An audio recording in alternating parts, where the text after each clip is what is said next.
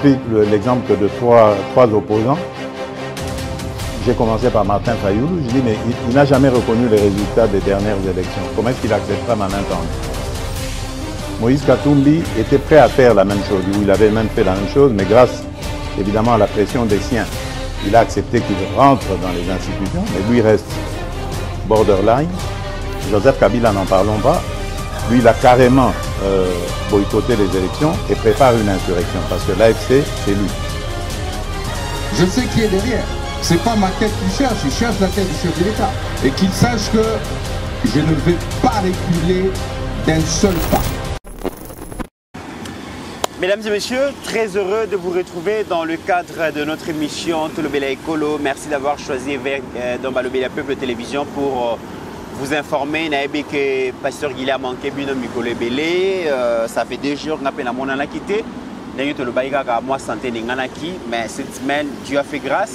Malembe tozo zongela musala dans combo ya administration mobimba.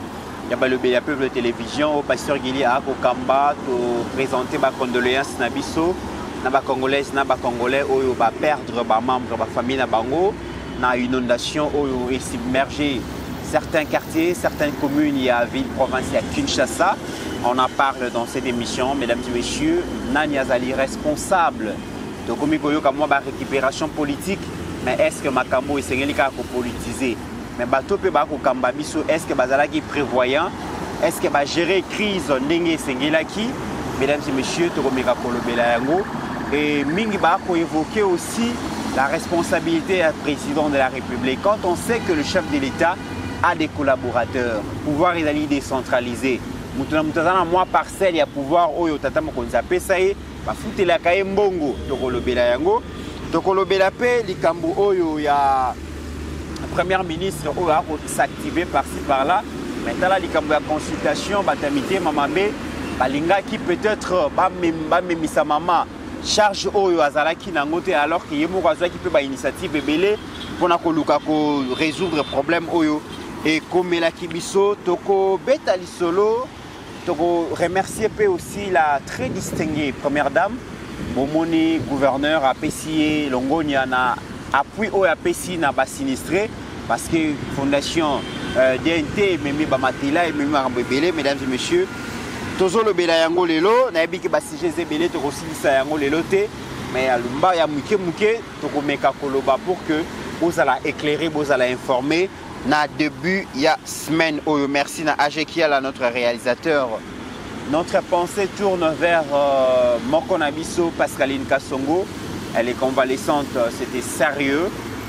Vraiment, Itawazala Kinango, mais Dieu a fait grâce, Malembe, Azo s'est reconstitué, Naebiga Zozangabino, Opesa Moitan, elle reviendra avec force pour continuer son travail comme elle sait bien le faire. Pasteur Guillet, bienvenue. Merci beaucoup. Le premier bon début de semaine.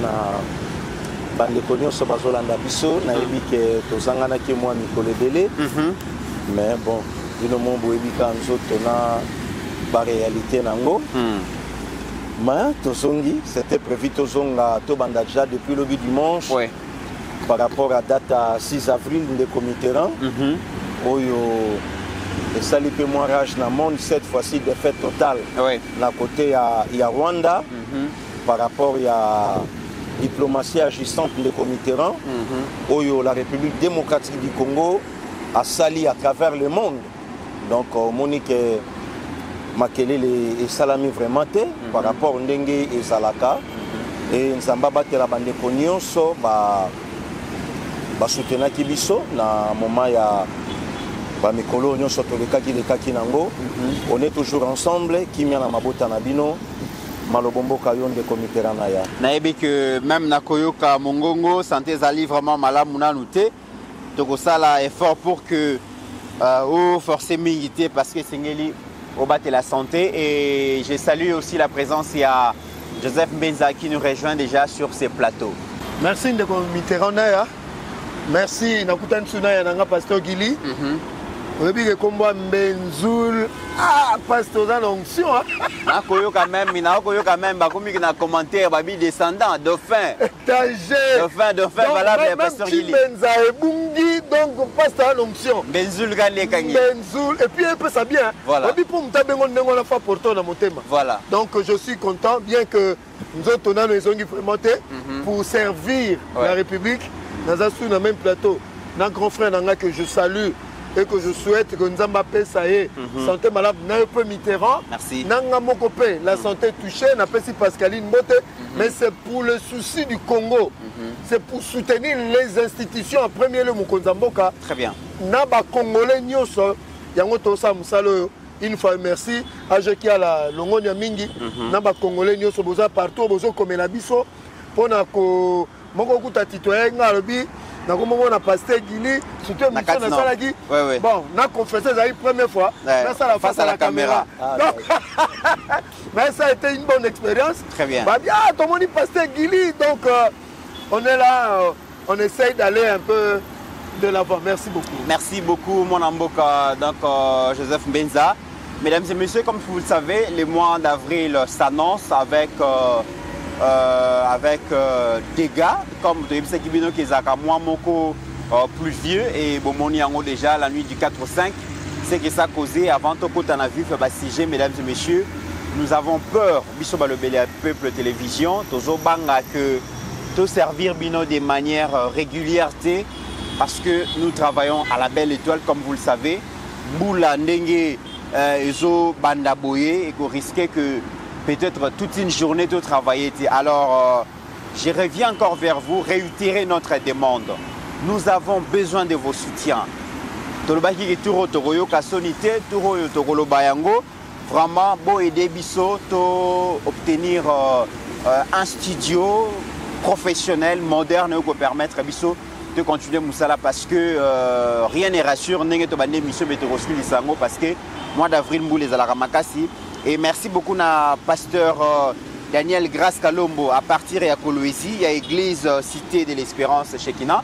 Bandeko Balobaki vraiment que Bango Bazui Likambouana pour s'organiser Mukeo Barobanda Kozo à chaque semaine, Barobanda Kotine de la Bisso pour que tout Bandako Kanga Malembe, tout un studio et Naïbe qui va bien fêter Boza tellement ébélé. $1, $10, $100, $1000 Nabino, ça va nous permettre de mettre en place.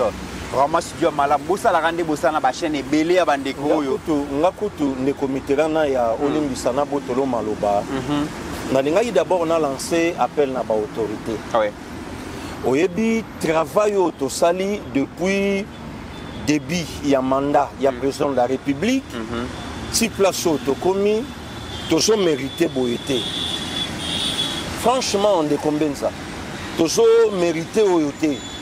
Les gens ont belé, oyo basali transhumance. Azalaka kotoyo, aller, a jongi pe kotoyo, a continuer kolia, a komi pe kole la côté na liaki ba komo menancer nga babo manga bo soutenir nga. Mais à combien plus forte raison? Batu lokola ba pasteur Guili. Oyo batu bazo finga ye, déjà na bataille ya bazandu. Que Kabila te moutandomé Fachi, pour soutenir Tshisekedi, c'est notre sang, c'est notre frère. Au moment que Fayou Loazolo Balobi, banomeye, armée, Bogota la Soka Kosimbango, la police, Bogota la Soka Kosimbango, banque, Bogota la Soka Kosimbango, ANER, Bogota la Soka Kosimbango, mais des comités, Nathan Anam Benzoul, et Zana Batou, Batelema qui entre autres, le quoi va pasteur Guili, il y a Kolobake, rien. Le lot, na retour, Batouana Bako Kanisabi sauté. Toujours loyauté. Oyo Batou Balingela Kabiso Yangoana. To bongwana te, to changeate, namoyi, namboula, nabutu, to zaka place, to za loyal. Est-ce que, Tolongola la première dame, Tolongola Mokonzamboka, pour ceux qui le na lobi que maman sunga kabiso te neti ngayo pasteur Kili c'est que nabuki lokuta moko oyo même abele oyo ekopambola ngate mais maman zapeka na mwana moko te pasteur Kili de comité là très bien maman za na 100 millions ya bana oyaye bongo bandeko nyonso batala kabiso bakonzi oyo mungongo ya pasteur Kili de comité là elobela bangwa ta eloko moko ya malamu. Vraiment, basate. musala oyo bandeko basala pona mboka bato basate po bato babengaka biso yoka intel ndenge lobi na président c'est la réponse na yo yoka mutu boye ndenge lobi boye yoka ndeko Mbenzulu nakoyebisa yo bandeko na biso bakongole baba méchant nafandi na mbeto hôpital ndeko moko ayebi te kana malade akomeli nga lobi tozela yo oloba pona likambo ya policier ambo nga naoyebisa yo akomeli nga na mbeto hôpital sous perfusion nasengi ka téléphone par curiosité pas de papa nameka natala soki nakobenga nani ou bien ndeko Mitterrand natuna eloko moko donc namoni ma message pasteur Gili bandamamba policier les kaki to yo côté donc qui peut même pas que ceux qui ont zawapi non on est allé été na ebité soko yo oyebi un certain Yannick Stopira nayoka achenga na mire na ye wana nga na mbeto hôpital achenga na mire na ye depuis makamba pesere leki il y a 2 jours passés nazoka mongongo ya ndeko Gili Bokwala te ndeko nanga na peso conseil na vie point. Quelqu'un que je ne connais pas. Nga pasteur Gili na sala na primaturité. Nga pasteur Gili policier te puisque ça problème entre ba policier. On nga policier mtasali policier na ye. Mais quelqu'un que je ne connais pas, je ne maîtrise même pas. Topé sanambo tete na ebité. Alobi do nga pianga conseil na vie. Moi cloué au lit. Bon, si qu'on lelo, tant on passe le gila au senga lisongi. Bandeko yo lelo, baolela. Bazala na ngambo bando soutenir Katumbi. Mais bazala soutenir na quelques leaders. Oyo mo konsambo kapesa bango mandat de Mitterrand. Ba soutenir bango na ba studio. Mais yé mon côté ba soutenir na studio, ayebi kamuta Moïse Katumbi. Voilà. Bambongo pe belé hein. Mais lelo eloko monté il y a un pasteur Gili na nina passe na biso zali parce que on est des acquis donc ba konti ba ko préférer ba débaucher ba opposant ba pesa ba moyen colosso ba sala ba chaîne mususu azalaki awazaki na eloko te mais lelo chaîne ezokota TNT ezokota Blue Star ezokota Canal Plus parce que ba outil ko débaucher mais nous qui sommes là depuis très longtemps c'est sous l'arbre. Et puis tant makambo indaki awa Goma Bukavu ezomaki awa na si anzete ya bato bakimaki pasteur Gili ndeko Mitterrand a invité bato baya kosala émission bakimaki mais nous sommes restés quasi silence ezalaki ka pasteur Gili ndeko Mbenzulu mama Pascaline à l'époque oyo tobundi tosala musala ozwi bandeko Eliezer honorable que je sali ozwi Israël Sango Mokonzi kangelanga nani. Voilà, donc ndenge tolobaka na catholique o azana mato ya koyoka ayoka ça na moi information moko eza vrai au mona ki politicien moko boye ancien député moko boye to boko sa tanga komone poto pese gaz na émission asali toute une émission na journaliste apesi liste ya ba kombo ye journaliste azana ba kombo apesi pe intervenant politicien ona o azana ngamba opposition liste Moutaliboso va attaquer Zayo. Moutami Balé va attaquer Zanga. Mais selon ma information, journaliste on a azwaki $20,000 pour passer la gamme comme on a passé. Pour attaquer Gili na Mbenzulu. Si bon Mbenzulu tu sais, oui bien le ronin. Ngasko plaisir ngana sepela rande ko Mitterrand, batako batunyo so basala rapona passer Gili et comme anangote. Net isko na yo kananga ngwe pana yo. Parce que bakatité et tambolité et l'autre mon côté puis secondo mon frère il faut y bango lelo frère na yo a l'idée il y a communication yo kana betelo le monde de Mitterrand lelo moni na bato bandako souhaiter ba joyeux anniversaire te au départ na yeba TV batebele bandolo bananga na yo c'est émission politique voilà et c'est émission culturelle bo souhaiter bato lelo ba joyeux anniversaire ekoti émission nyos le loba joyeux anniversaire et Koti na ba photo ya batou qui est l'instigateur c'est pasteur Gili YouTube et comment appelle ba illustration et comment appelle ba demande ya ba élément alors qu'ils allaient rater Benzoul pasteur Gilim tango abandi kotombela bato bambotama elamu eza na bato banda ko critiquer babi eza be mission culturelle te musicale te mais lelo na YouTube na be mission politique bato bakoti. Deuxièmement il y a mis balé leadership andeko no eza wapi na yebisaki ndeko Mitterrand la fois passée avant na bela na moto na pia carton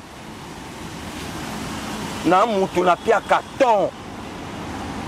Donc ngana koloba likambo paralysé bato tovandi na matanga ndeko na biso akufela ki mwana ndeko Mitterrand lali na kosekati tozonga na mutuka abia lobi secrétaire général à parti abengi biso boya bomoni nde passer Gilia beti présidenté boya boswa bobe communicateur alo balobi mutu lokola ngana obeta passer Gilia na vie na ye na maboko na été pour les na kokate donc na kokate bituma botinda ya tellement ko seleka ale muyibi ya matete donc yemo ka se bisoko abi pasta to betika fa kwa matete donc mutu moko azo avouer yemo azo avouer na ngaka naloba mutu azozwa 20 000 achango na nenga mabe ko basala biso mabe siko biso to sa bolamu est-ce que bokoki pété ye politicien wana alaka député a sala passer Gili mabe neti na nini na leki ye na gaz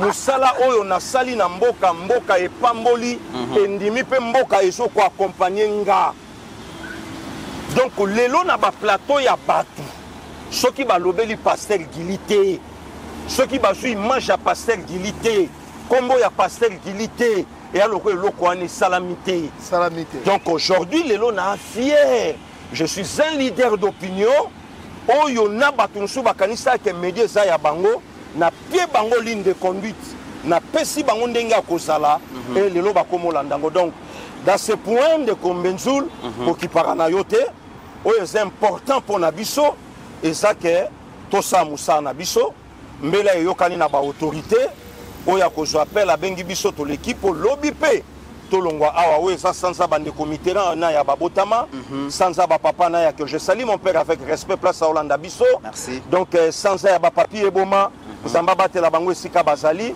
donc toza na posa tozala na esika ya malunga place oyo tokobombama le reste on s'en fout. Très bien. Donc on n'a pas ce temps Benzoul ya koyoka mutu soka leki na plateau lo babatu nyonso bayebi ke diamba. Très bien. Voilà, mesdames et messieurs, Bolimbisa, nous avons trop parlé de nous en ces débuts d'émission parce que c'est très important. Par moment, tout le baraka mettre aux alarapes, à moment, passer aux alaranango. Vous avez bien l'attention, le vieux bon mon habitude de sous-souter, tu vas pas banque de bimi. Donc, vous comprendre, vous tenir sur regarder. Joseph Mbenza,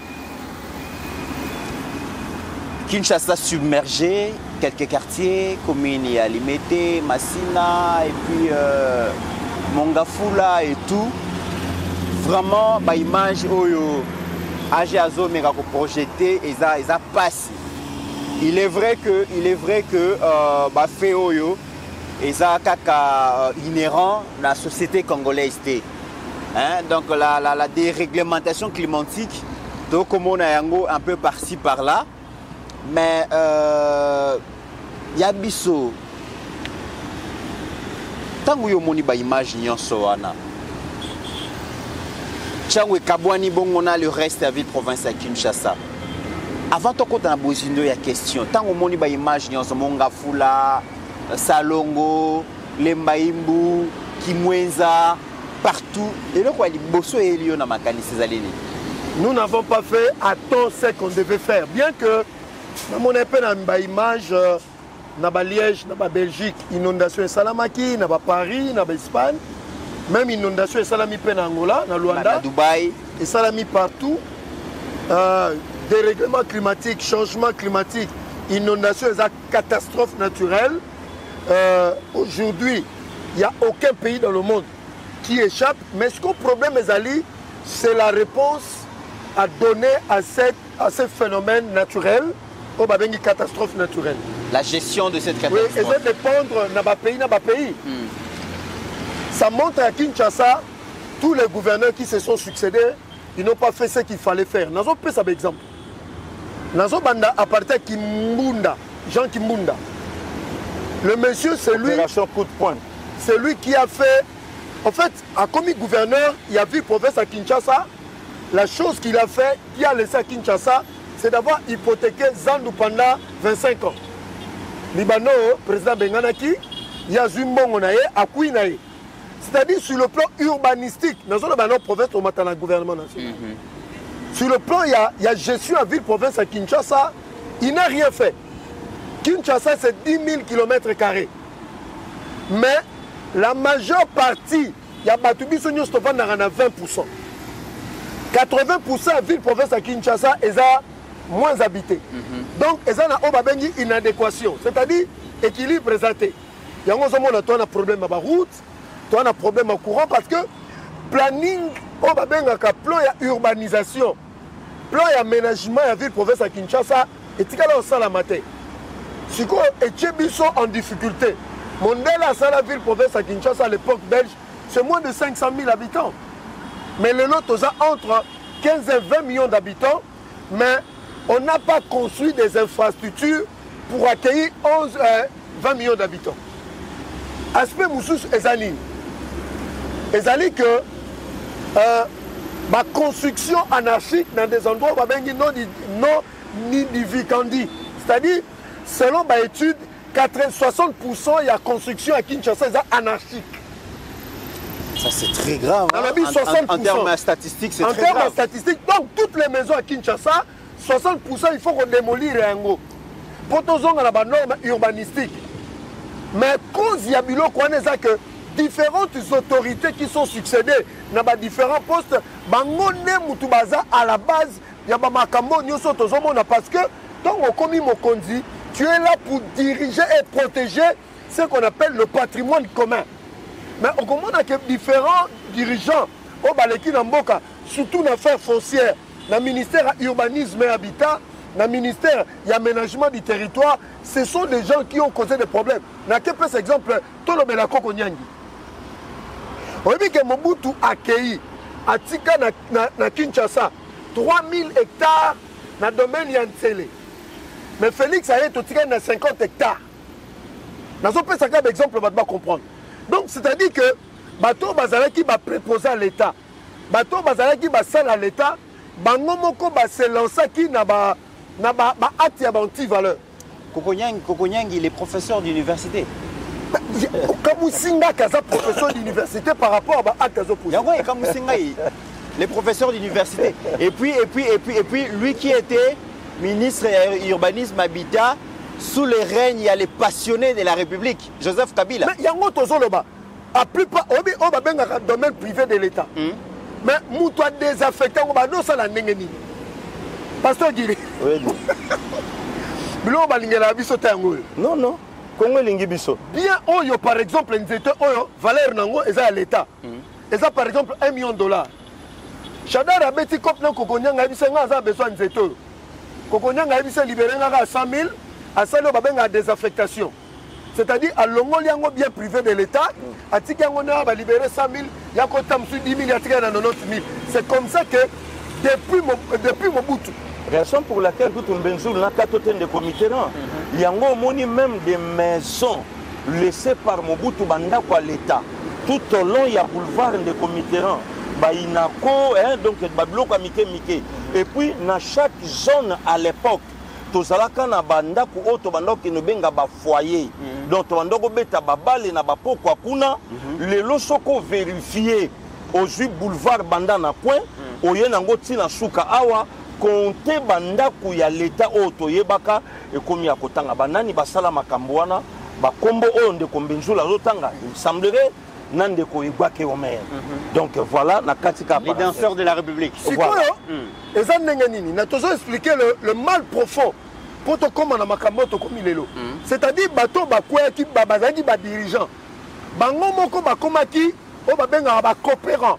Il devient natotanga ba ministère affaires foncières, urbanisme et habitat et aménagement du territoire. Ba ministre nyonso baleki wana ils ont été des problèmes pour la République. Siko et au sala ndenge nini.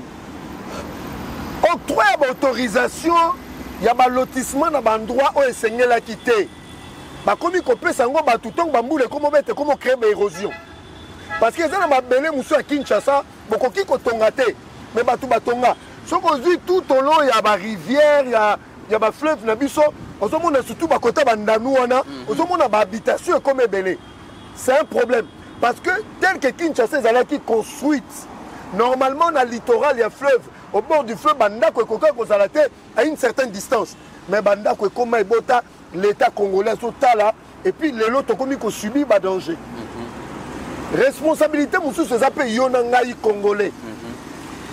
Place ozo kendo somba l'état azopesa autorisation ya kokende kotonga l'état akoyi na problème l'état aza représenté na bato bato wana bakome na bango bakopera en octroyant batitre oyo esengelaki te bato mosusu bakreye mpe baproblème bachef coutumier surtout na ville province ya Kinshasa na baplace oyo bakokaki kotonga te bango batekiteki bamapangu et puis l'état mpe aye mpe aurbaniser te bamoyen de canalisation ya mai ezali te bandeko etongami en désordre l'état mpe atongi bakaniveau ya malonga te congolais mpe na kati ya civisme na ye bakaniveau ekomi bapoubele okozwa salite no na ndaku obimi nango na balabala ndeti na boulevard awa osopi yango nde eza à la base ya bamakambo ebele selon bainformation météo aprévenaki déjà ke bacatastrophe ekosalama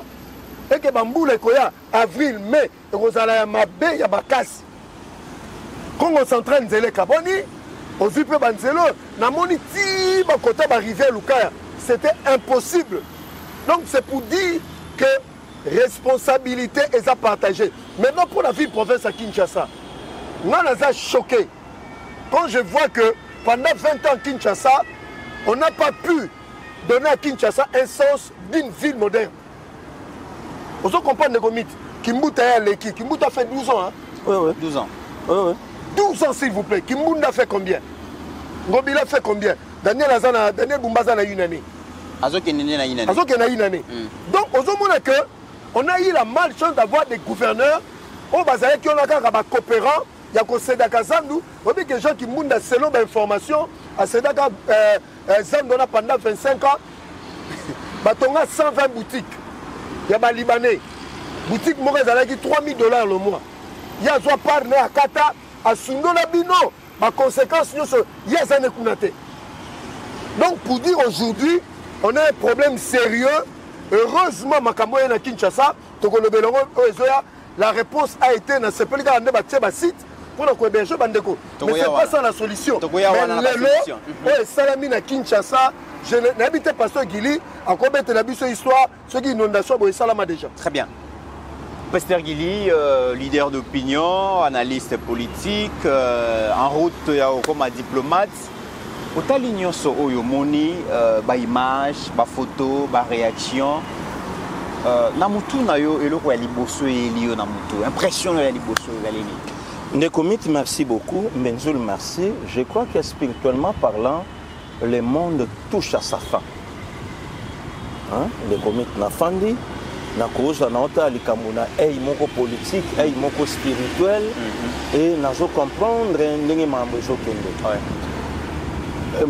D'abord, c'est naturel. Il faut que ça soit tout le monde est en Floride, tout le monde est tout le monde est aux États-Unis. Tout le monde est salaka, il renversé Bamituka, et Buki Banda Kumbenzoul, Makambe Bele Bele, Babloke Bele Bele, ça, Wana, to souhaite attaquer. Mais ce n'est pas zonga.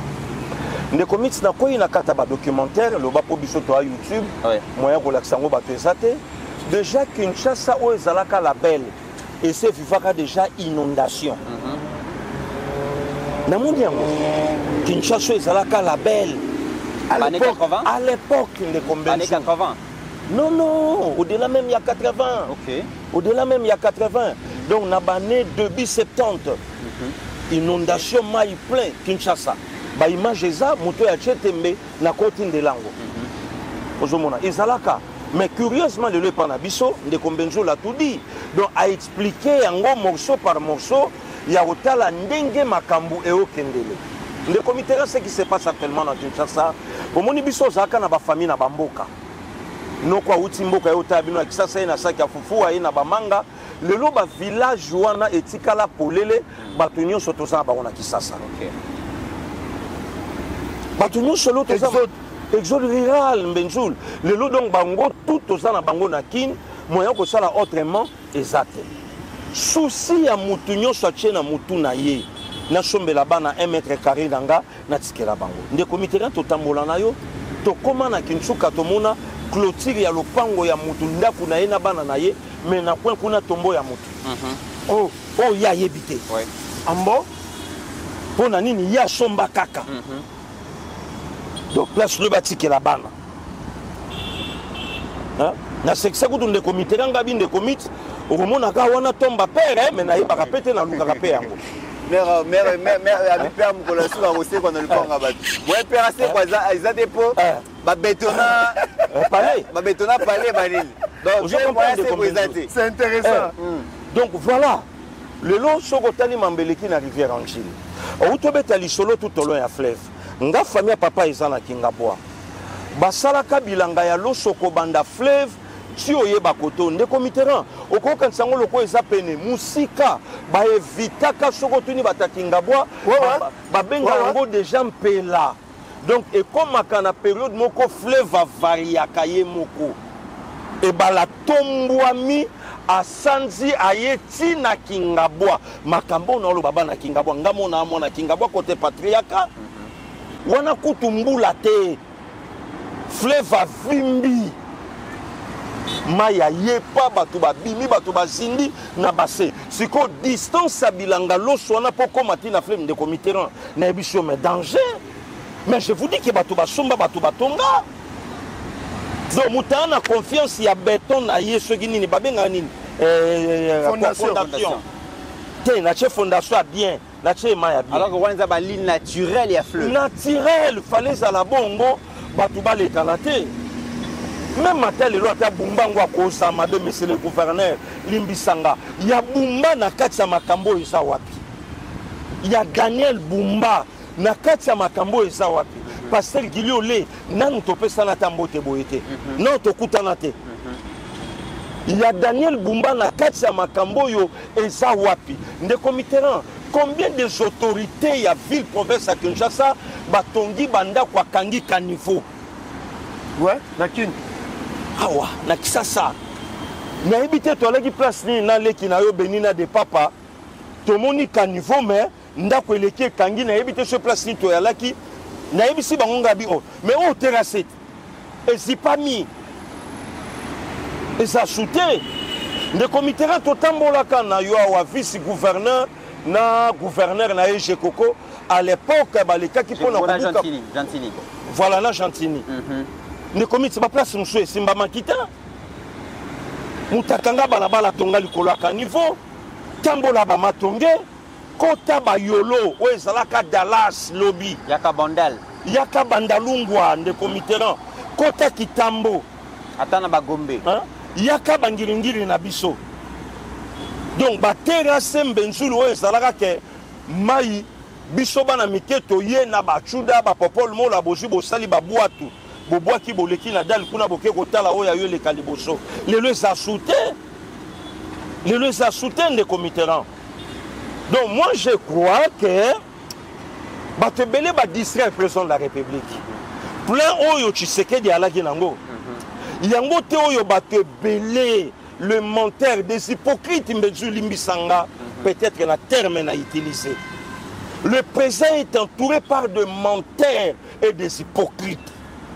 Ba menteur bana ndeko mit bato bazwa koyebisa ye makambo président yebike oyo nga na pesa ni ordre bosala bosali yango te bango baye koyebisa président makambo susu et puis des hypocrites banani bato oyo bazana président Tembenjour mais loyauté toujours hypocrite. Maintenant tala siko résultat oyo lelo to bandi kokoma nango ndeko Mitterrand Kinshasa eza na place te lelo encadré bato bakokenda ta place moko bafanda bato batongi na basimetier bato batongi lelo ndeko Mitterrand na ya soko beteli bato lisolo tokoma no na bandalungwa ndeko mit babisika oyo ezalaka ke batikaka mwa bato obi pourquoi bagarage ekoma wana bandalungu belge ayebaki lokola tongi bandako ya bandalungu eza mike peut-être soki famille na ya bayambi mopaya moye tofanda te toye place wana tofandi mama atieli biso biloko tofandi na biso toolia na biso tooseka normal lelo ekoma garage lelo ekoma bagarage koloba même pas donc résultat tout yango oyo donc makambo oyo balongola président balongola mama Jidi Souminois balongola Daniel Bumba cause ya makambo eza biso biso population tondima ndeko mitera tokoma na yo changu sikoyo otala maya njili place to bandoke ezwa bateme yango oyo clôture lupango ebandi awo a se contenter na bamwelo na ye oyo ya sali wana nda se contenter nango mais maya njili yango oyo ebala tombo kaka ndeko mitera nga na équatorien na sali nzela fleuve na batante na ngai toke ba vacances fleuve aza na ba place mususu wana babenga ngo longoli mai etokaka 24 heures sur 24 heures lokwa mai ya fufu fleuve aza na place wa babenga chenal soka tomboki bocha ide te est-ce que bato bayebi makambo nyonso est-ce que bato bazwi temps ya koétudier yango nazomona bato mosusu bakoma démission Daniel Bumba il a fait quoi? Très bien. Asaini Bumba Saini. Très bien. Hein? Daniel a démissionné pour Salinini. Hein?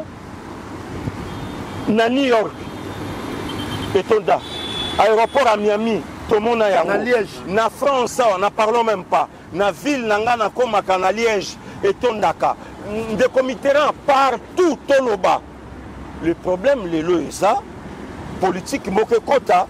Nana ebisa que monsieur le gouverneur. Malheureusement que ba conseiller na bango ba mista na bango, ba conseiller na bango ba proche na bango. Et ça nango pe mabete. Yesu pas qui kessa ba ye ko la pesa ki Yudasi oncle na ye. Bon te comprenant que biso pe lo bitangu bato ba oya biso ba okoma ba robenda ka pe biso. Donc le lo méritocratie benjou le osala masute et comme changa place wana.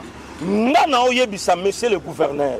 Joue responsabilité zongi sana ba commune. Ouais. Commune a sa responsabilité akitisa ngo na ba natif na ye. C'est simple de comité na ya. Hein? Ba chef du quartier. Hein? Ba ju ba pesi bango responsabilité salongo ba biloke belé ko bongisa de comité na na ebise ko ka commune nga mo ngiringiri. Le loto ko tanu ngiringiri place en chasse le kolezate. OK. Soki ngiringiri mutu eza central. Il y a ville province à Kinshasa. Commune centrale parmi les 24 ngiringiri. Bon, soki ngiringiri asa na entrée té. Le lot, entrée za shooté. Bon, ka placement Angile Leki. Voilà. Très bien. Mythe. Alors, oui, Joseph. Na Baxelo moko eza très capital.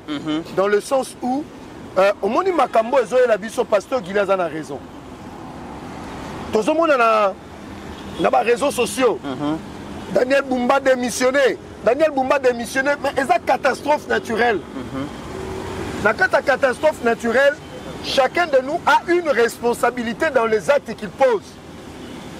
Pasteur Guilé, le Romora Lobby, il y a un autre Mambela, au pas gouverneur de la ville province à Kinshasa. Bato ba rezo ba vidéo, ba remon émission, ba pesaye. Et ça que na kati ya crise, oyo tozomo na part ya responsabilité, ya ba bourgmestre té. Oh, bourgmestre aza représenté ya autorité ya gouverneur na mukonzamboka na commune na ye. Oh, ceux qui bat bourgmestre, na mon implication ba bourgmestre té. Aujourd'hui à Kinshasa, on dirait le bourgmestre n'existe plus. Batikalika ya ba mariage civil. Beza tokota wana wana na gestion ya crise mais nalandi pasteur Gili boti ko évoquer loko moko que ba cause ya ba problème oyo komi lelo boeza lointaine. Ba cause eza lointaine eza na bato oyo bazwa ba mbongo. Alobi lelo naza bourgmestre, naza gouverneur, naza ministre, nazwa mbongo 10 millions, 15 millions. Après une année, remaniement na bozala lissusité, na mi fouté là. Je me pose la question, monsieur Guizard, il faut la responsabilité en tant que ministre d'État, ministre des infrastructures. et développement. Il y a un projet Kinshasa, zéro trou. Mais est-ce que M. Guizaro, Lelo, à Salé Bisso, bilan, il y a Kinshasa, zéro trou. Nake Moussika, Toumba, Victor Toumba Tchikela, DG à OVD, tous les projets à Zoa, depuis Azawana Longwarate, est-ce qu'il peut nous dire aujourd'hui, Mamongo Nyoso Baswa, quel est l'état de route à Kinshasa, Obango Batongi? On doit se poser, on a raison. M. Victor Toumba Tchikela, DG à OVD, je n'ai rien contre vous, mais le long, pasteur Guilherme a raison, je peux avoir raison, il faut que tout le bateau va gérer, Mongo et l'État, qu'est-ce qu'ils en ont fait? Komanda, na Guizaro, parce que le ministre Ibarnize habité à Bingazo à Mbongote. Moi, je gère un papier. Ministre aménagement du territoire, Bingazo a un plan. Il faut signaler des comités.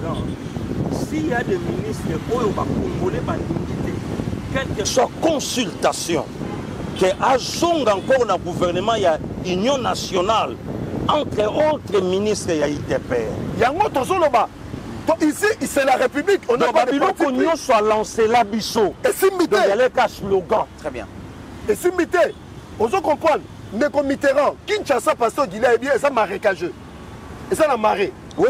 Kinshasa, fleuve Ezali, Kinshasa, beaucoup de macadam boeta, beaucoup de bitume, Kinshasa, c'est un béton dans certains milieux.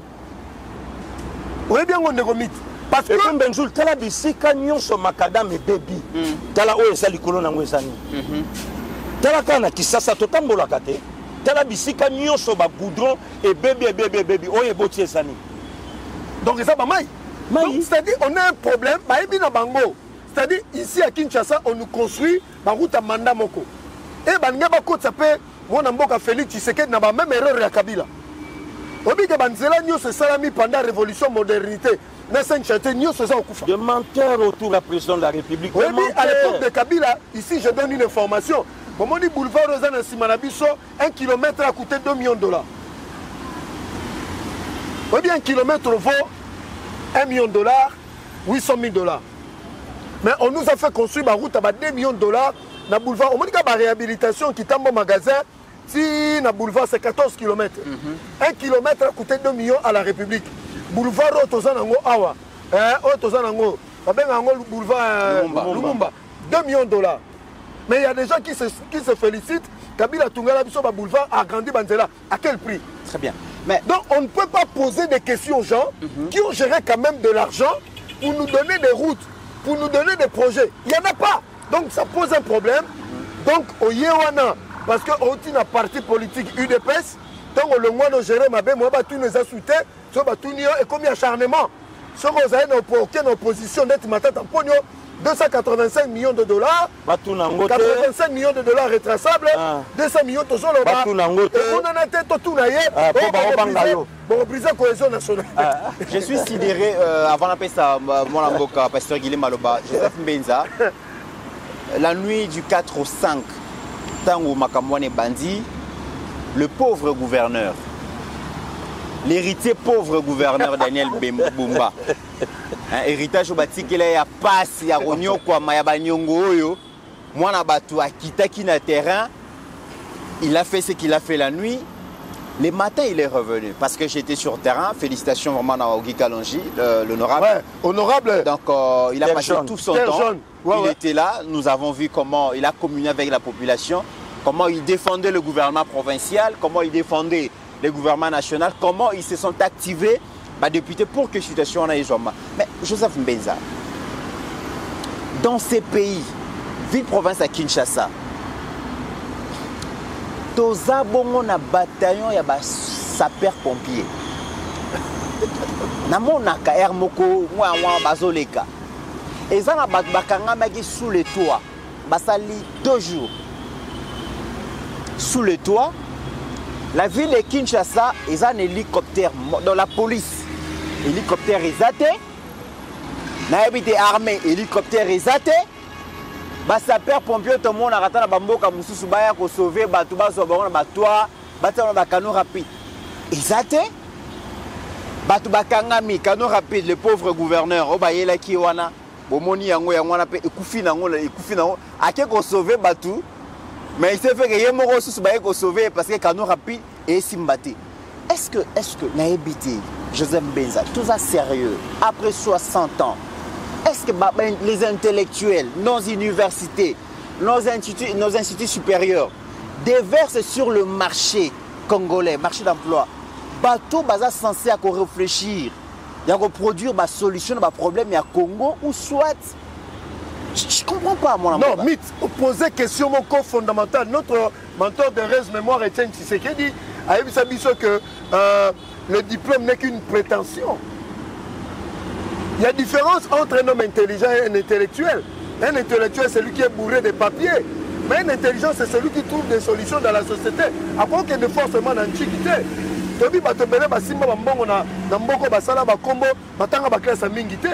Même Bill Gates, mais nous sommes bourrés des diplômés à tous les niveaux, mais la société ne se transforme pas. Nous devons nous poser des questions. Daniel Bumba, heureusement, le Biango, moi je le dis, il n'est pas malheureux, mais comprenez quand même le sens que je dis. Il hérite de la vie province de Kinshasa dans la période la plus compliquée, la plus difficile, où tu as géré 17 millions de personnes. Donc, à hériter qui bombe à retardement. Bombe à retardement. Donc il doit avoir des nerfs solides, hein? Mais il doit s'entourer aussi bateau Baïbikin. Non, mais il était dépassé hier. Moi, je l'ai vu. Il était dépassé dans Makambo sur terrain. Non, vite. Makamba Bongo, non, le Bibongo. C'est-à-dire que ça montre que il faut organiser service, il y a urgence à tous les niveaux. Il n'y en a pas. Mythe, il n'y en a pas. C'est-à-dire, les lots, tout le monde a que même service, ça va s'appeler pompier. Ils ne sont là que pour avoir quelques quantités d'eau. Il y a peine à retard pour ma moto. Normalement, on devait organiser, et ça, le ministère intérieur. Et, c'est-à-dire, on n'est pas préparé dans un service à l'État efficace pour faire face à une catastrophe naturelle. Incendie. Parce que il y a tout le bango dans la Californie. C'est comme ça qu'il y a moto dans le Congo. Mais tu as dit que tu as donc ça montre qu'on doit vraiment travailler sérieusement. Et le président doit être accompagné de gens sérieux. Pour nous organiser service, il y a secours, il y a malonga, il y a urgence. Et ce sont des milliards. Responsabilisons les communes, les bourgmestres. Dans mon avis, bourgmestre, il mettait qui wana ya matete, qui wana pas spectateur. On peut battre les locaux là-bas sinistrés. Le comité bourgmestre il mettait dans Ngaï. Incendie Salama na 12e rue na usine à map. Tout ça là qui présent. Tout ça là na yo. Bourgmestre yé a oye belo ka osala te. Mituka elongwe place elongwe komi wana azana maite. Mutuka elongwe na mayeye. Ezo pomper loko la don mwana ya inane a osa pipi na tongo. Donc, ils ont comme à coûter si comme moto donc, ce qui se passe, je ne sais pas. Je ne sais pas. Le comité Benzoul, il faut que ça bango vérité. Le lieu Zaka na Moussala Baboukoumès, la ville province à Kinshasa, célébrer les mariages civils. Est-ce que monsieur le gouverneur, à sa tamboli, n'a pas communauté? Alandanga bien, n'a pas communauté, mais attends la nuit, tant que Bourgmestre va service union ce qui à côté n'a pas enclos, n'a pas maison communale, attends la ndenge ba maison communale les a inondé, n'a mis tout cas, n'a pas moto, et comment ba garage, hein, bah venu, monsieur le gouverneur, attends là. Aya ngiringira ya bandalungwa akende bumbwa kende ngaliema kende kitambo atala ndenge zo vivre lelo comme ça aye ba température ya musala o yango zo salama il y a plus rien. Qu'est-ce qui se passe? Pourquoi les longs de comité rana ya bazo nyoko la président de la République na batu ya lokuta? Mais na moment on est tout ça ba bourgmestre déjà ba la mise en place voilà. Na moment où on dirait tout ça, Bakop Jobetama n'a pas parti, hein. Il dépêche Koto a joué titulaire, Afde sa joué adjoint. Koto Afde sa joué adjoint, ML sa joué titulaire. Pour quelle finalité? C'est ça le problème. Très bien. Pour quelle finalité des comités Ranaya?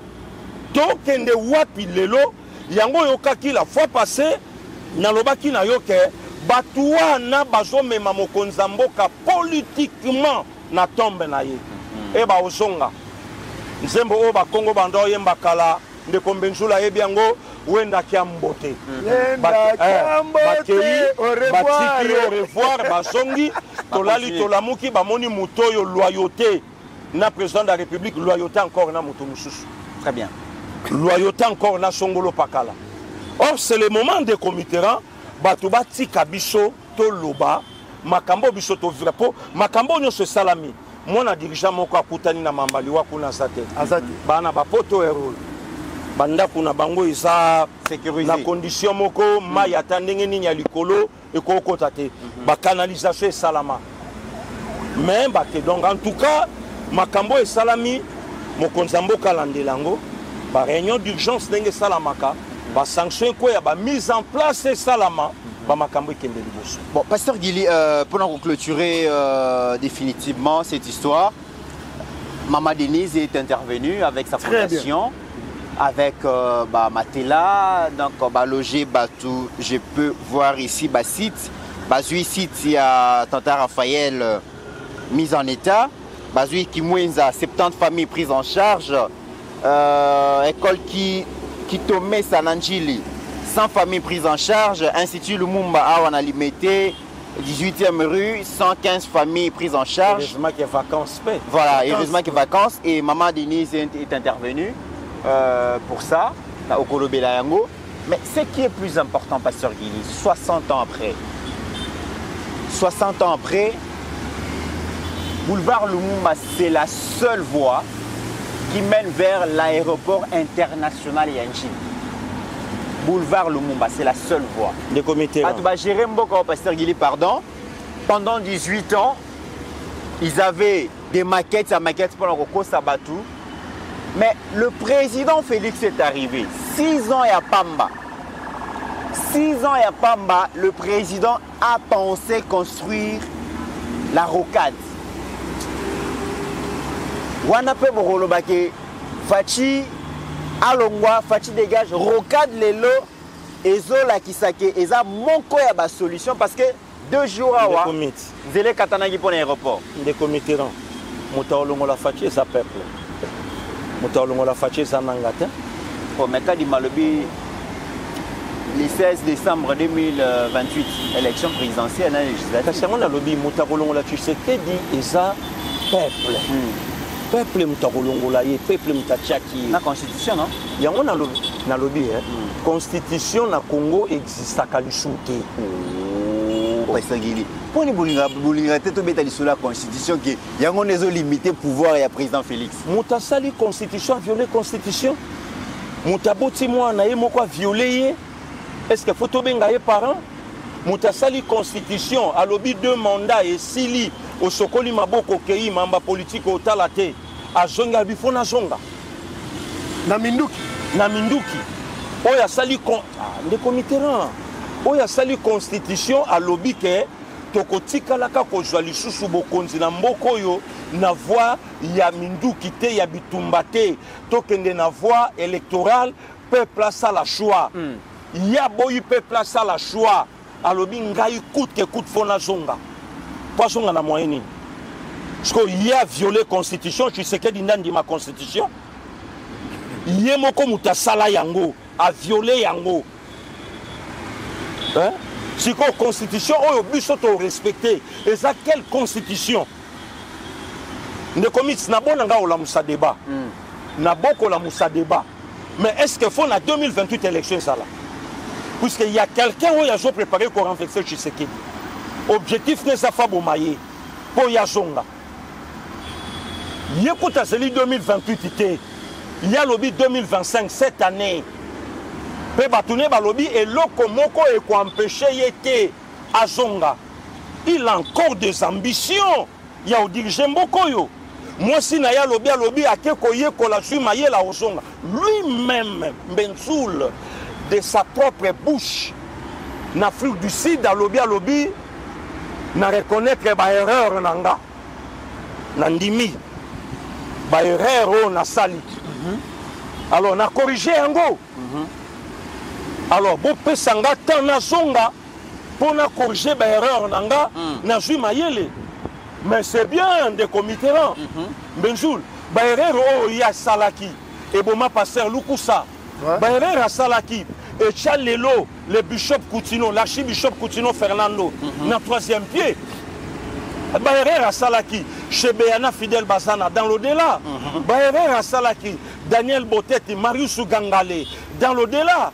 L'erreur oh ya salaki Balik Nkulula, Bakenda, Baerero Yasalaki, Frédéric Echaou, cardinal, Balora Monsengo Passigna, dans l'au-delà, Berero Yasalaki, Massacre Makobola, Makamba Bundudia Congo Bundudia Mayala, dans l'au-delà, Baerero Yasalaki, Fausse commune Yamaluku, Ndekomitera, Badnekwana Bakenda, Berero Yasalaki, 555 millions, construction y a aéroport international Anjili, et Melama, Berero ya salaki Benjoul 100 millions ya marché moderne na Maluku. Et Melama, Berero ya salaki barrage à Katende, plus de 36 mois. Tout le monde en côté. Berero ya salaki barrage à Makobola. Tilelo, tout le monde en côté. Mais na lobby, Benjoul, yenda lobby qui na reconnaître Berero. Moi ton frère étant chrétien. Pour nous reconnaître Berère Nanga, il faut qu'on se la pardon. Il faut na yambola o nyoso na lobaki. Mais comment voulez-vous ne commitera na yambolité na yeka na binzambe limbisanga. OK. Dieu va me pardonner en quoi? Voilà de commitera miba wapi angolelo. Bon, siko ba erreur wala o ya reconnaître. Tango koya. Et puis ba erreur o ya reconnaître. Il faut expliquer biso sa vraie nationalité. Ba erreur na ye. Il faut expliquer biso vrai nom, il y a des parents naïe. Bon, si la constitution violée pour la énième fois par l'instigateur, par le créateur, par les concepteurs, par le fondateur, par l'auteur violé. Mais non, il y a des choses au lélo, il faut te dire vérité. Tolinga il faut respecter Kabila, silencieux. Tolinga il faut respecter Kabila, nié. Tolinga il faut respecter Kabila, charismatique. Mais curieusement, Kabila sali sorti, oh tomoni même nati na université genda oye kolate. Voilà. Benza na ebiki maison matayolo baloba. Bon, ngana lobi boye. Professeur Kalele, à Lobaboye, Kabila, à Zoa Constitution, à déshabiller Ango, à violenter Ango, à violer Ango Yemoku. C'est-à-dire, en février 2006, a signé Yenem ta promulgué Constitution. La même Constitution, Yemoku a déshabillé Ango, à violer Ango. Mais il parle des erreurs. Mais il doit confesser au peuple que le contrat entre la RDC et les entreprises privées chinoises, 90 milliards de dollars d'équivalent de minéraux pompés dans ma belle Congo, biso to retracé kaka 870 millions de dollars. Il doit demander au peuple où se trouvent les 3500 km de route. Il y a contrat wana. Il doit dire au peuple, demander pardon à Yebisa biso où se trouvent 3000 km de rails. Il doit demander au peuple, parce qu'il a commis des erreurs. Ils ont toujours rappelé des erreurs face à pardon au peuple. Où se trouvent 150 hôpitaux généraux de référence dans l'ensemble des territoires. Il faut un biso. Tant qu'on a pardon, tant qu'on a confessé, où est la construction de l'aéroport de Bukavu et de Goma. Il faut un biso sans pardon. Hôpital du cinquantenaire, 120 millions de dollars engloutis dans la réhabilitation au moment où l'hôpital général. Il y a référence à Mama et nous coûte 58 millions de dollars, le plus grand Afrique centrale. Il faut pardon, le combattant de l'IDP s'est brûlé, calciné. Au bandit, ils sont sur côté là. Bilan na eboza na on na mutu logo la évangéliste a comme la verset biblique. Bon, toujours rappelé Chamari hein. Mais na lobby. Yemo muta lobby. Yemo muta lobby. Ne comité non. Yemo muta parler na lokola muta côté ya. Ne verset biblique à maîtriser. Yemo parler na ba erreur. Pasteur, ma faute est au matin. Quand on a Kabila, quand est-ce qu'il a fait l'augmentation des militaires et des policiers soldats Nabango? C'est sous Félix Tshisekedi, rentier à militaire. C'est-à-dire, papa azalaki soda akufi mais maman veuve akomi que nos voilà à l'époque de Kabila c'est 30 000 francs à l'époque de Félix c'est 300 000 francs. Tobeta masola rocade nyoso wana yoksani rocade c'est 63 km. Batangelanga na Kinshasa combien de kilomètres Kabila tonga en créant une nouvelle route. Attends moko. Exact. Ce qui rocade est Sili Lelo, nous tous nous allons fuir ces boulevards pour aller de l'autre côté. Donc c'est pour dire, hein, Negomit, Maramba constitution, hein, nous allons nous occuper. Donc face à Zobeta Dada Marambo, en 2025, à stabiliser Makambu, Tozongeli en 2026. Très bien.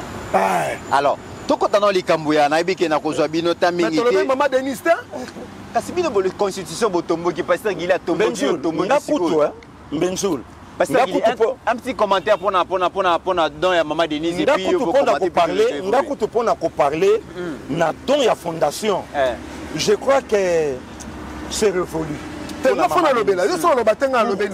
les comitéran c'est une mère oyaye avec kozongi sabiso mo affection na continuer à kolobango. Ko parler na ba bien fait. Ya maman Denise pour na biso ba congolais c'est congolais.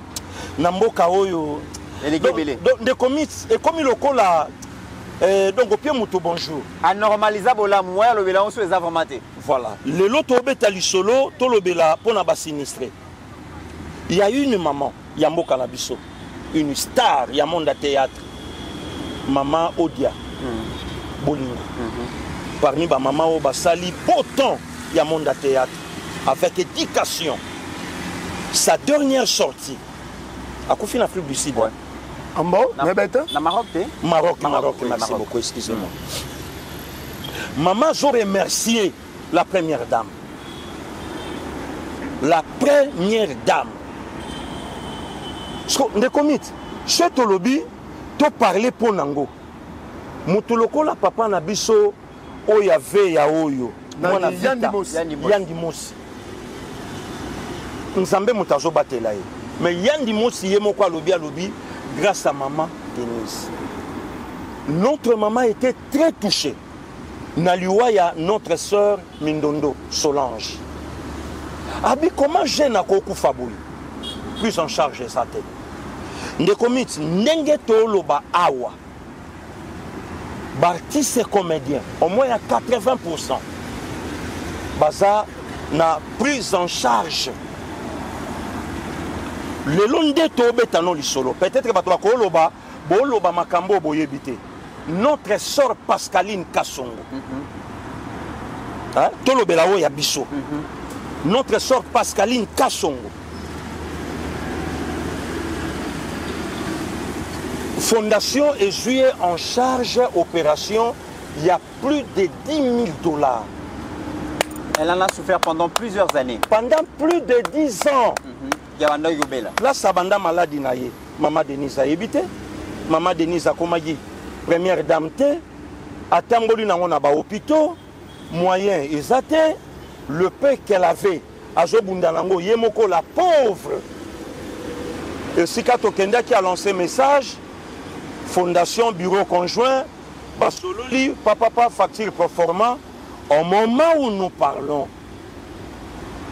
Et ta maman Pascaline a commencé na santé naïe, mais santé malade. A kokai pe kokwe la biso en pleine émission. En pleine émission de comité là.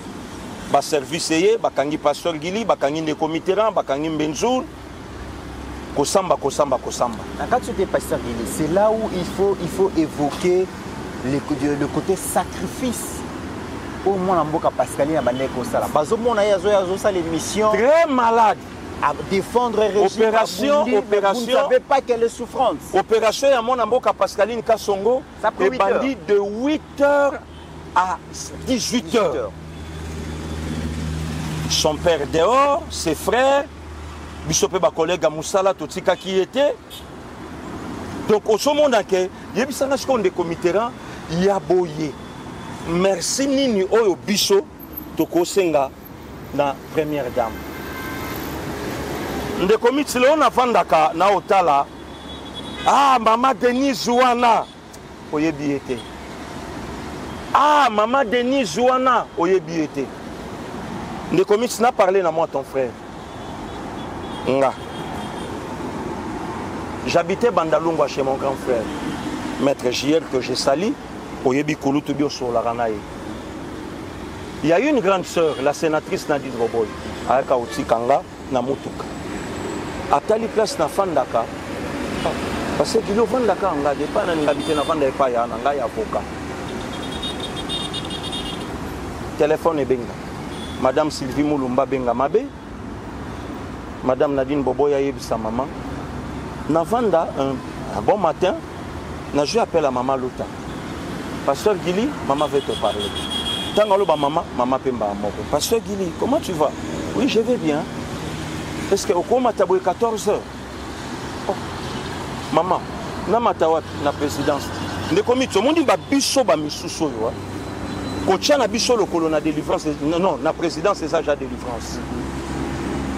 Pour ba biso benjul to alaki censé place na bimeli tina okufa na koko makuna te pona na ligne okoma kuna te. Donc ya na ngoli sumu. Ne komi tina koma la première dame a obi misambonga lobi Zwanda kusomba na biloko ndako. Na lobe lo côté lo na lo bango. Benjul lo na lo bango. Pasteur Gili mama Zwanda ku somba pena biloko ndako. Bon, si côté la première dame a opé sanga mbongo na Zwanda ku. Ndako ndenge nini? Pena somba pe biloko ndako ndenge nini? Pe combien on a joué na maboko? Et j'habitais encore Bandalungwa chez mon grand frère. Ndekomiti mutabo etoko kendo sengaye merci 5 lettres wana benjour pardon et anase ndekomiti kana loba soba okanganga olimbisanga un jour osenga ka maman pardon bi maman en tout cas limbisa pasteur Gili loba kiango kaka pour batuba comprendre. Je suis allé un jour Madame Sylvie Moulumba na motema ne ya malamu ala kanango matakuna mama na posa na yo na komi ne komi tala respect na vandi maman yebi pasteur Gili ya boya chocho na tala maman zui po maolia ah ne komi eza babilo comme so baloko biso folie maman zolo balanga pasteur Gili limbisanga na laki na jeune na prière na ofongola kasiko si kanali atapom première dame moi c'est à béton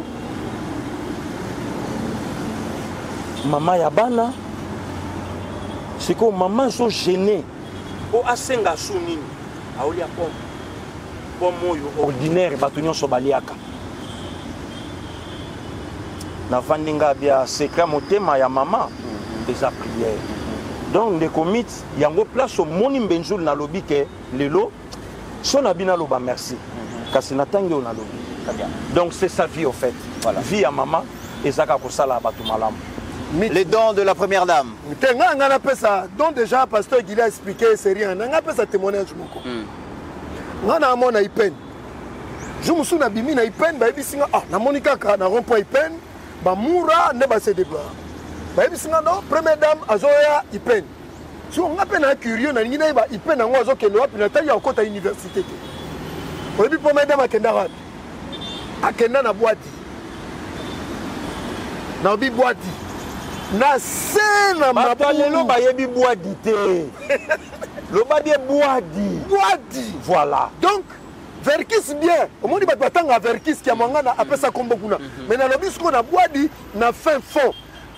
Mère ake na boulangerie moko eza na kati kuna ake pesa eza ba période de Covid o ba maman hein il fallait moi le contrôle pour na kosunga ba famille mère siku ake na boulangerie nazo ba mère alataka complet ya simple comme tout le monde alati lipazi moko ase pasa bakinonde ba ibi lipazi bankuya kuya boyebi na bino lipazi te yo lobi simple mais na yebi ki bato musu bakozwa ngo baluki prene na réseaux sociaux babambi te wana eza boyi misanga ba sans esprit hein kotala ba montre kotala bani na bi lipazi ya se o bateka kaka ba 10 000 ya se wana mère akita nango na bassin na tête mère okabola c'est ce jour là que mère a touché motema na ngai c'est-à-dire simplicité ndengwana kokende au milieu parce que pour il n'y a pas de petit peuple au milieu de ses frères et de ses sœurs à Boadi au fond et là on est les kelanga très bien nasuki wana pasteur Guilito Souki c'est mission les solos ya tozwa ki tan robeta yangote santé dérangeaki malheureusement on en revient aujourd'hui ça fait 3 jours. Reçu par le président Félix, le conseiller principal pour l'Afrique de Donald Trump a dit que les États-Unis d'Amérique restent déterminés à soutenir la fin de la guerre. Photo na yangwana bozomona entre rencontre ya président Félix na conseiller à l'envoyé spécial à Donald Trump. Donc Massad Boulos. Pasteur Guili na kozwa na lingi formato zoto analyser makambo à lobby. Oui. Il y a liboso Antoine entretien a tourné sur la sécurité dans l'est de la République démocratique du Congo et sur les perspectives économiques entre les États-Unis et la RDC, donc 2 pays qui entretiennent une coopération stratégique. Mais il y a liboso à lobby. Dans une place c'est très important. Batounier à lobby. Je me réjouis de collaborer avec le président Félix et son équipe pour établir une relation plus profonde qui profite au peuple congolais et au peuple américain et pour stimuler les investissements du secteur privé américain en RDC notamment dans le secteur minier dans l'objectif commun est de contribuer à la prospérité de nos 2 pays. Côté la CPL Makassa Lobby, à ce même titre, bien sûr, nous avons besoin d'un environnement le plus propice aux affaires pour atteindre cet objectif. Soyez assurés que des entreprises américaines opèrent en toute transparence en République démocratique du Congo. En toute transparence. Pasteur Guili, l'envoyé spécial est arrivé. À lobby qui est américain, nous avons besoin de collaborer dans le terme d'affaires. Mais bazana pour ça qui environnement de collaboration est un environnement de paix. Déjà tant que lobby qui bandimi et puis bazana pour ça pour collaborer mais collaboration est dans un environnement de paix alors que la République démocratique du Congo est en guerre. Et l'inko le bani pasteur Guili. Ndeko mite iloba na ngombe nzul na ngai bandeko tosana bango politique bayebi. Le pays est vivaka par les intérêts. OK. Relations internationales et tangisinga bongo mbenzul. Pays vivaka na ba cadeauté, na amitié té. Pays vivaka rien que na ba intérêt. Et ndeko Mitterrand selon ma recherche né na fanda inandaku Donald Trump très surpris mbenzul. Le seul et l'unique président au monde où il y a tangi Donald Trump et a dû na maboko c'est Félix Antoine Tshisekedi. Bato va comprendre les comités, c'est pas la première fois. États-Unis a travaillé avec naba président tout au plus 30 ans pour na intérêt. Mobutu a joué à chance. Mobutu a travaillé avec le remplaçant, le vice-président des États-Unis, où il a remplacé Kennedy. À Bandinaye, il a travaillé avec Ronald Reagan, Jimmy Carter, George Bush le père, et patati patata, Basali Bakloza Makasiti Lelo. Ce que Fachi a sali Lelo dans les États-Unis, Yango Moni, le soi-disant les opposants Benzoul, Balinga qui était Klozoye Simba. Pour bahebi que gagne peine à bango katana. Les Katumbi, les Kabila et les autres. Balia Kanake. Balia Kakuna. Bana Paragato. Des comics na au fond la révélation. Kagama yebi que a aucun vers sa fin. Na lobi bien la fin de sa vie. Alors a okufa yemo côté bino nyoso fobo sala. Le Lobatuba Obo y a coupé sa fachi raison que l'AFC c'est lui. D'ailleurs, il prépare l'insurrection. Kagama Bimisi Kabila qui est au travail à Kanayo. Bimisa Moutou Plasouane. Et tant encore Batuba Sali chantage, Balobi que et le connu encore na Congo famille Tshisekedi basisi minéré tout ya Congo États-Unis a boiti ba radar na ye ba moni que même na ya sika ibotami d'ailleurs bango mon États-Unis ba côté réunion ba lobby mais tobo ya pourquoi au moment que tout ça en compétition en Chine l'autre est là ça là par tous les moyens tombe la Chine mais l'autre est venu à lobby biso surtout que alors Chine on risque lobby comme ma grande puissance Tochamutu Congo se surprendre na oti kolanda président Vital Kamerhe na Assemblée nationale biso to yebika ke base ya lithium ezalaka bongo na Lualaba na Katanga mais ba oti ko découvrir gisement très important ya lithium balobi ya est coup délégué sous ya Katanga donc yango moni de comiteran et pesi bango pasi mais quand inange zapi menzur na obanga Kabila suka ndenge Jonas Savimbi asuka 22 février l'an 2000 nazobanga nanga asuka ndenge Laurent Désiré Kabila sukaki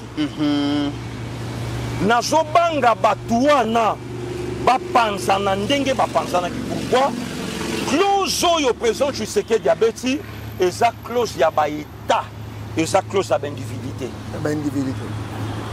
c'est ça ndeko meti oyebi ntango navandaki nayoki ndeko na biso ya aventurier oyo Rex Kazadi à rejoindre M23. Mais pourquoi Rex Kazadi a quelque fiba sani batu déjà basi balempio di basilisi na côté na basource babi Rex Kazadi alandi lignée ya Tata Naye un grand combattant un grand ami de Tshisekedi wa Mulumba ye muta dirigé IDPS kota ba Lyon babiloko tout wana mais à la fin papa na yake ndaka ko salier na RCD Goma. Ah bon? Ouais. RCD APC tout via Yawa azwanda kumoko kote balikoloa wa bamituka et azonga yoka suka ya papa oya boti Rex Kazadi akufa na ndako na poto muto ayeba te mwana moko muka yoki solo babenga ba pompier ba yeko découvrir corps ya tata oya boti Rex Kazadi 5 jours après. Ah bon? Na on loba mambo na TV batinde la Rex aloba kana kosi. Ndeko Mbenzul, pourquoi le président Tshisekedi a sali clause ya ba état ya kosili saba venture oyo ya ba prêtre ya Senko ba osala.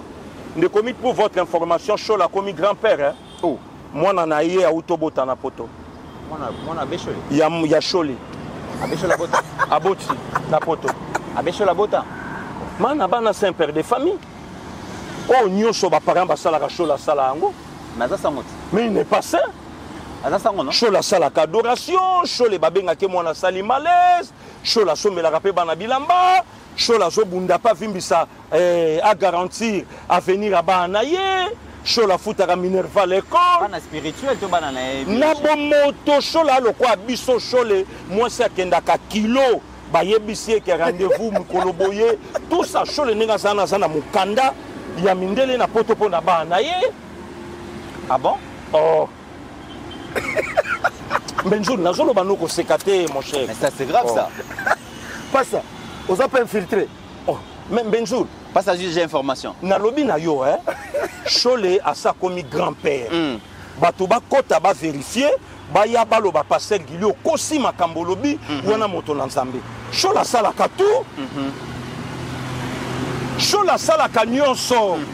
Chola kendaka pene stase na prière te. Ba simbi pe la nzoto chole pa kei. Ça c'est très grave ça. Makamba très grave ezate ndeko mitena. Ça c'est grave. Aza lokola ngana yo. Donc ndenge chola zana chola comme grand-père. Donc voilà, donc clause oyo président Tshisekedi abeti yango entre les États. C'est quoi les États-Unis? Il faut le caper moyen à Chamakoki na awa. Aosani. N'est pas ce projet en termes ya ba milliards de dollars. Ndo moni pe. Pe wana sikoyo asa yebisa ibango. Osuka na place osuki na mona na clair na clause na obeta na Congo. Loko la clause est si bien. Le comité le boka du sola génocide. Le boka qui présente la yaki. Le boka qui fulani akomaki. Lelo d'ailleurs dans la réservation le souka le 7 avril les alelo on va célébrer. On est à question souka to beta dans le solo ya. Donc un des comités clause et salami comme il se doit. tolingi siko bato pe babeta lisolo ndenge babetaki ya aventurier oyo ayaki avant c'était qui encore les noms bato pe babeta lisolo ya Ronnie Jackson quel état comment moutakokoya voilà boyoka rapport à Pessi vraiment besoin en considération mais oyo pe ya Mossad besoin pas en considération. Très bien. Donc voilà. Parce qu'à l'Obi, nous souhaitons une paix durable qui affirme l'intégrité territoriale et la souveraineté de la RDC et qui projette des bases d'une économie régionale florissante. Cette relation présente un grand potentiel. Président Tshisekedi Dialoba na biso, a fait sa biso pe moko prêteur te. OK. A fait sa biso pe moko durable. Yango. Ça veut dire que Rwanda et Sengeli azala.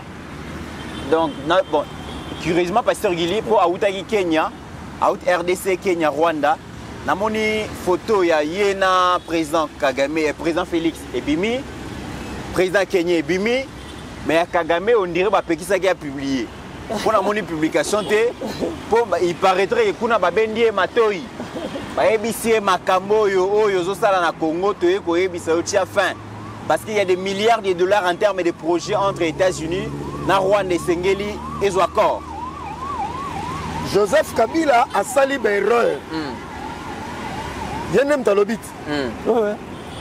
Mais il faut confesser à les Congolais que les accords qui liaient la RDC aux partenaires extérieurs, c'est Kagame et Museveni qui signaient pour le compte de la RDC pendant 18 ans. En fait, le problème est Zanine, parce qu'il y a l'opinion. Mais le vrai problème, Kagame a organisé une conférence sur l'intelligence artificielle. Oui. Un seul chef d'État, ça l'a déplacement. Voilà. Et il y a pété, hein? Non, bateau, en fait, Rex Kazadi, Franck Diongo, pasteur Guy a expliqué. Au monde déjà Damas déjà dans Sani. Bateau déjà Badame. Si on biso bateau bakinois, yo ko lembola. Oui, ko lembola ko. So ozo lembola pe kuto ezo simbate zo matata na musapito tcha na lolembo. Donc une bande d'aventuriers. Ça loa mdaye ko lembola supa dengo dengo. Attends yo moko. Eko simbate. Oh, Laurent Désiré Kabila alobaki un conglomérat des aventuriers. Et aventurier ça va na tanga. Jean-Jacques Mamba, un aventurier. Rex Kazadi. D'abord, il est. Non, Moukoumadi. Yora Moukoumadi. Moukoumadi, tu représentes quoi dans ce pays? Franck Diongo, tu représentes quoi? Viens dans la Belgique, Belgique, dans le Combotabi. Franck Diongo, la Belgique, avant d'aller quoi, mon robot. Donc, c'est-à-dire que non. Et puis, il y a déjà taxi. Abenga ja taxi camouflé dès que taxi zo koma ya zo kita okota donc atambola na transport en commun métro bus non et donc dionga vivara na taxi à côté du akei à côté du asongi voilà. Donc le problème est ani dit loane zaboué ndeko Mitterrand aujourd'hui bazoko évaluer na 2025 oh yeza na kati ya mabele na biso. Ça vaut plus de 60 000 milliards de dollars américains. À terme de potentialité, parce que avec la détection satellitaire, c'est-à-dire les gens américains vont développer la technologie à partir de satellites, dans le coin du monde, Joe Biden a eu un Luanda Félix Akei. Et ici, Joe Biden, avant corridor à l'obit Salama, j'ai besoin de la paix à l'Est. Bloc Adena. Donald Trump a zongi ici dossier na mesa pasteur Gili, il y a corridor le bito. Même Sabino a d'autres francs sénateurs américains avant d'ici Masolona Donald Trump a ébissé biso ba républicain photo token de coopérer na États-Unis na RDC mais pas la grande porte. Aucune entreprise américaine privée a koki kokende ko chambongo na ba rébellion pour bakufa. Biso token na porte ouverte officielle. Ezali Clinton na Obama na Hillary Clinton ne ba influencer Joe Biden parce que via da koko. Via ça sur la faculté via ça sur la lucidité ba signer sina Kagame yo côté la biso na ndaku abomeli biso bana na basi na bandeko. Mais Donald Trump tanga ya bi kopana na lingi koyo kango lisusu te. D'abord lui c'est un coopérant, c'est un commerçant. Des commits. Oui, bien que minute selon l'information pasteur Gili n'a pas sa révélation Kagame alingi suma ambadoate. Alingi soudé. Alingi bato ke na francophonie to ke no négocier kuna. Ah bon, il doit pas. Mais donc les Américains sont derrière ce qui se passe là-bas. Kagame a ABC, non. Tout le monde a un secrétaire général. Il y a Franco. Oh, Macron a un qui est en grande pompe. Vous voyez bien, place Bachol et Bakendaki. En fait, vous voyez pourquoi les sanctions s'est tardé. Parce que Macron, quand Makambo a influencé Bachol et Bakendaki, comme on a Guterres, Rwanda fallait pas sanctionner le 4 avril. Mais, dans un Congolais, COP Nabango échoué aux États-Unis. Les États-Unis, c'est un accord entre États. Intérêt à. Vous voyez que Bezos, Bill Gates et tous ces gens-là, bon, on a peu cette information. Vous voyez que Elon Musk, Kabila a pouvoir. Pourquoi Elon Musk a soutenu Paul Kagame? Bisous, on peut savoir révélation, bonjour, Kaka. Kabila a pouvoir, parmi les actionnaires, dans Telsa, Joseph Kabila. Dans Tesla, Elon Musk. Tesla et Elon Musk. Oui, bien, Salani. Elon Musk s'est intéressé parce qu'avec ses véhicules électriques, il a besoin de Kocha, Izine Awa. Kabila coopère avec Kagame et Bakecha en Rwanda, dans Kigali. On vous pompe des minéraux ici, Kabila a le bien ça la erreur. Tous les gens erreur au sala. Mais pardon, Zate. Vous comprenez, hein? Nous avons megam ta olimbiso, biso te. Azu cop a même on a Kigali na Kagame. Directement, Elon Musk a comment coopérer na Kagame ou coopérer na RDC. Ba créer un plan na Rwanda, a biso ba créer un massacre pour pas pomper ba minéraux. Les Congolais vont comprendre. Parce que yo soutenu Kabila, soutenu Kagame, wali bomba na mutu. Très bien. Donc, deal Oyo, et depuis 2019, et bandi le thème mutako sabinote. Très bien. Donc, toujours développant, mais je vous dis, quand les États-Unis traitent un accord bilatéral, étant donné que la Chine est à côté, je vous dis, Pasteur Azan a raison. Les Américains traitent avec un chef d'État avec ce genre d'accord et non pas pour un mandat mais pour une mission. Très bien. Alors, Pasteur Guilito Komina Souka, le Rwanda a célébré Mamba génocide. Chaque année, ils allaient avec pompe. Hein. Chaque année, il y a beaucoup d'officiels, tout ça, tout ça. Na uti kolanda moi discours ya Kagame eza discours ya mawa. Discours ya tata wa komi na suka komi koloba maloba mawa, maloba mowei. Donc Kagame a compris que boutique donc makambo a boutika autour ya génocide et aussi mbalisu souté, il ne convainc plus personne avec ses projets. Le génocide pour attirer sympathie, pitié, il y a une grande puissance. Et aussi Malisu Souté et Kagame, certainement avec cette commémoration d'aujourd'hui, il a quitté que déclin à Kagame, il a signé la République démocratique du Congo. Le comité pour votre information, les jours témoins, mon frère, dans l'organisation dernier 7 avril 2025, célébré par Kagame. Ici, 31.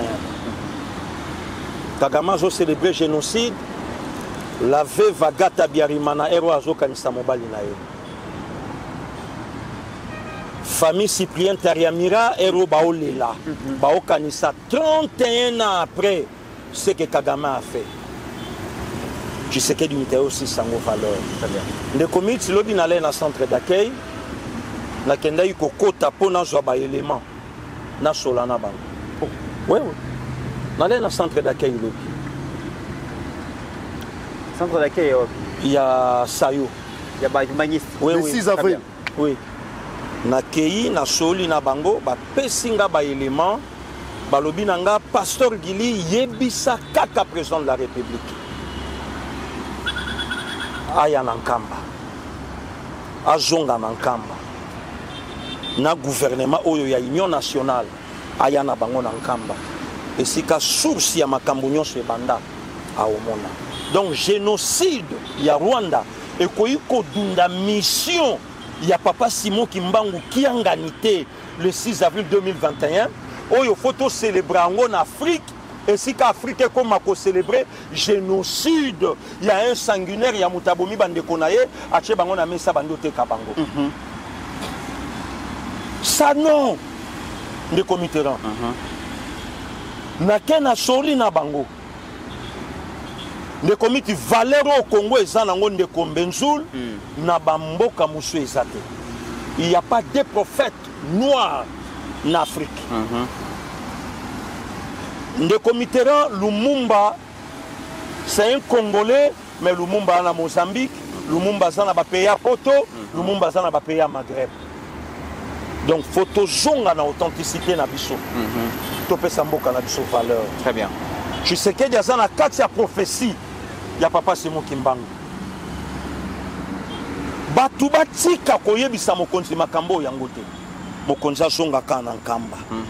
Okomona mambo yo salama. Ndeko mit so na bina zonga na génocide. Tu sais qu'il y a six yango valeur mbenzo. OK. Makasi et si batu ba désavouer Kagame. Bamoni pamba. Donc zoka biso to bandoko liande nando. Et si les valeurs. Bon, ce qui président de la République après taka sorment et que chef de l'État ya salaka moko ne héros ba journée zoloka. Casto c'est la paix bango baloka. OK. Voilà. Joseph Mbeza clôturé génocide. Bon, biso topé sa information hein. Ba opposant na biso na Kinshasa balobi Congo est un président pleurnichard parce qu'il est au Congo biso nyoso. Mais les loba lo bango li soute hein. Donc Félix azobeta tangwa partout bazo lo banini un président qui ne fait que se plaindre. Aujourd'hui, regardez les résultats. Il y a ko pleurnichard président. C'est pasteur Gili, il y a un ngai selon information tozui donc toke ko infiltrer makambeleka na Doha. Kagame Masenga qui émir du Qatar, Elvisa Félix, alors Bassou Makamne Mingité, Nalibanda, Namisoba. Voilà. Est-ce que les Congolais vont comprendre le loco? Kagame est parmi les conditions. Après, si Félix, tu sais qu'il y a du politique à guerre. Félix a le sous Makamba Rwanda, Félix a tanga sous communauté. Faut se déstabiliser. Selon ma information, président Félix a boyi. Alors, à Kotanga Nanko, à Kolobananko. Les Congolais, je crois que nous avons comprendre. Félix Tshisekedi a lobby, nous avons Kagame, à comme mango tina ti. Au Moni Boro, Félix a autobé à Pasagili, dans le centre culturel. Et déstabiliser Kagame, donc le président a présenté 10 millions de morts. Voilà. Et puis à lobby, nous mettons une commission pour ma commissaire génocide et elle accepté par le monde entier. Et qui est l'auteur, il y a génocide Paul Kagame. Est-ce que vos opposants vous comprendre des biloko? Rex Kazadi. Bon, il y a déjà peu au sous quand on a je crois. Parce que ça sous ma dans le thème à tout. Faut que Dieu vous comprendre. Et puis il y a encore Moussika.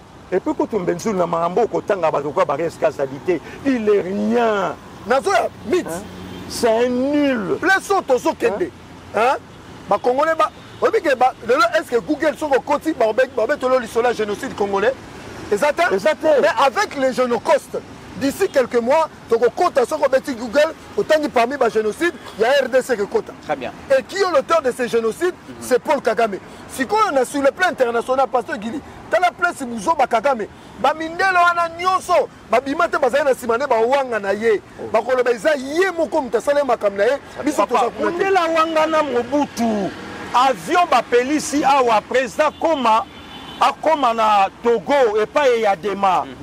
Akuti avion oyo ba yebisa président Mobutu to otinda avion et vandi nango na parking même pas moteur ya kopela. Mobutu akei ba vandi na Yadema et Yadema yebisi alobi na mesure au gardo a on a lomete son meilleur ami.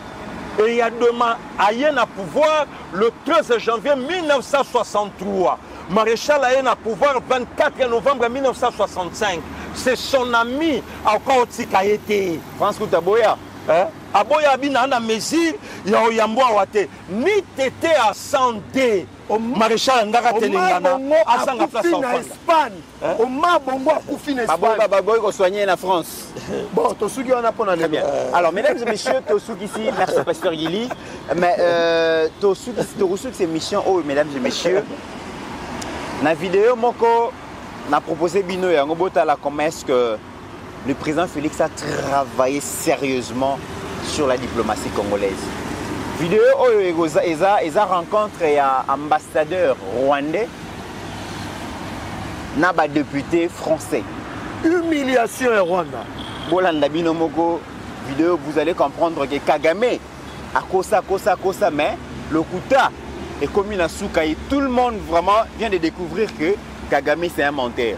Merci Joseph Menza, merci Pasteur Gili. Et bolanda vidéo wana. Siko ndeko Benzoul, ndeko Mitz mutu aboye, nde mutu Delice Sanga zolobela awa. Voilà. Mutu aboye Fachi, nde mutu Kabunda lobi niveau to komingana ye. Moi, il est qui? Il représente quoi? Voilà. Hein? Mutu azobunda babitumbo ya bundi ya makasi, nde mutu diongo.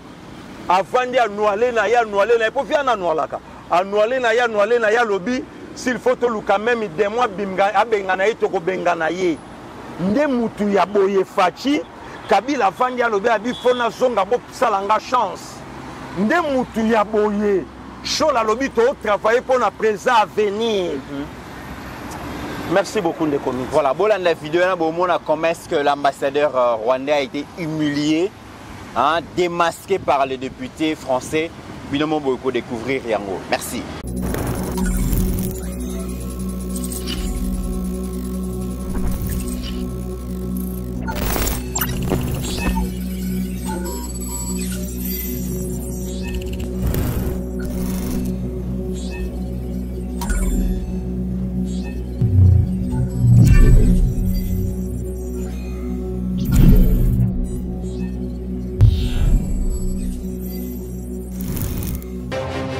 J'ai pris l'exemple de trois opposants.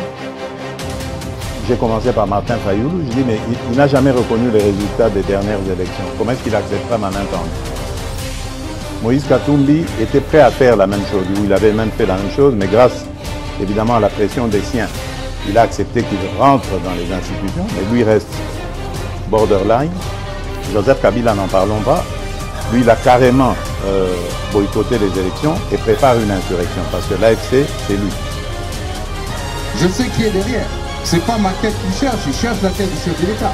Et qu'il sache que je ne vais pas reculer d'un seul pas.